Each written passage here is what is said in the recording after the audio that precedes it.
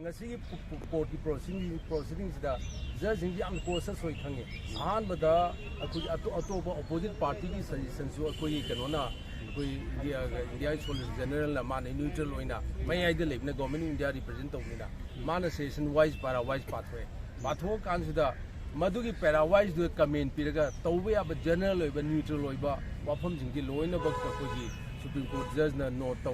torga aduda Supreme Court na government of India, government of Manipur da general oiba yamne neutral oiba direction ki asima leire ani subada akoigi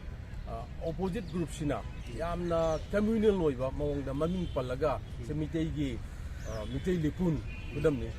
kudam na mitei lipun sab sana palaga mitei lipun gi aram bai tengul ju panki adu mokoni yam kana specific pali mitei lipun gi magi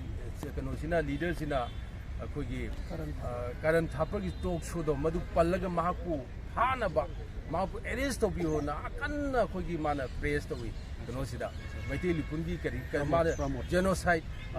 Maitei lipun na kuki genocide kano tawi national media ra thokni mahu hanaba prediction piu nai aura Supreme Court ki chief justice na yam basana munata aduga hariba mahang hai ngarang aikoina noida haibadu adugumba criminal oiba nataba adugumba state ki tawdo law and order dudi Supreme Court na tawbiya roi si law and order film ne ba ana state na tawjasanu law and order wafam se aikoina tawsidi government na central government ka state government na tawda awat pado aikoina direction pi gi haibini aduga law and order dubo aikoina sahi humudra gi Supreme Court ki sahi humudra gi kano sida akoigi satharakpa precedent sida mani kano